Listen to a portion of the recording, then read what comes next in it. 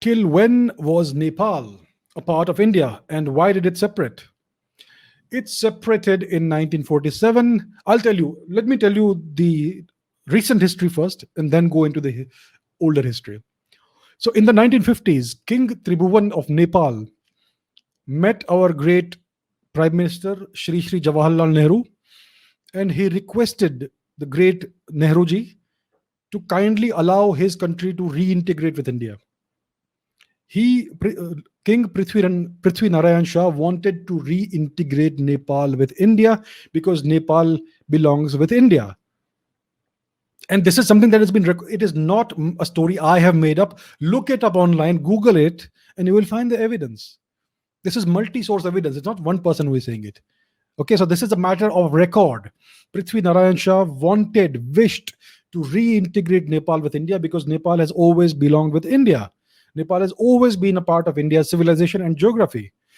And the very wise Mr. Nehru denied his request. He said that you need to stay separate from India. Why he did that, I can not guess. His mind was very enigmatic. So, the fact that the king of Nepal wanted to come back into India tells you that Nepal has always been a part of India. It's not a separate culture, it's not a separate nation. I mean, it is a separate nation. Today, it's not a separate culture, it's not a separate ethnicity of peoples. It is nothing different.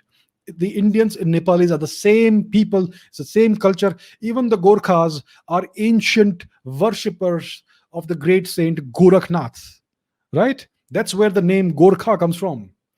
So Nepal has always been culturally, ethnically, and historically been part of the Indian subcontinent. The great Gautam Buddha was born in Lumbini, which is currently part of Nepal, right? So some Nepalese nationalists say that he was Nepalese.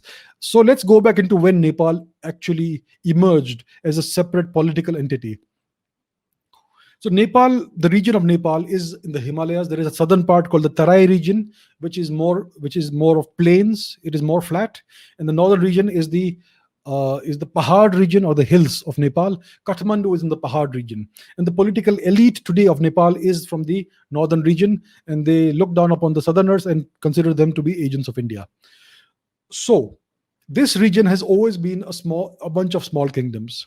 It is in the 18th century, somewhere in the 1700s, that a king called Prithvi Narayan Shah did a small bunch of conquests. He unified this territory, and he founded this kingdom from the Nevar Valley, from which it got the Nevar kingdom name, and it became Nepal eventually.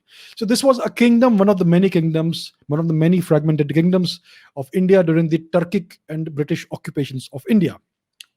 Now, the British, when they ruled India, they wished to use this territory of Nepal as a buffer state between India and Tibet, because Tibet was at that time coming in under Chinese influence to some extent. The Chinese were trying to make claims to Tibet.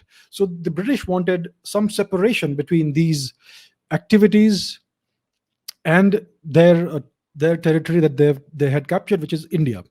So they did not annex Nepal into the British Raj, into the British Empire. They allowed Nepal to be nominally outside of the British Empire.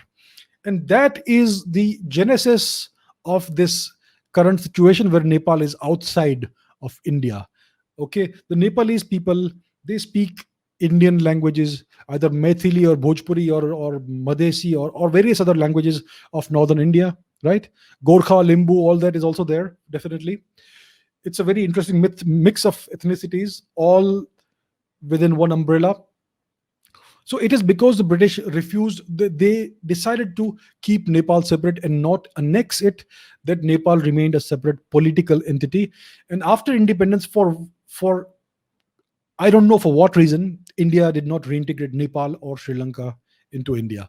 It is all due to our great statesman, Mr. Nehru, to whom we have to thank for all these eventualities that we are uh, seeing right now.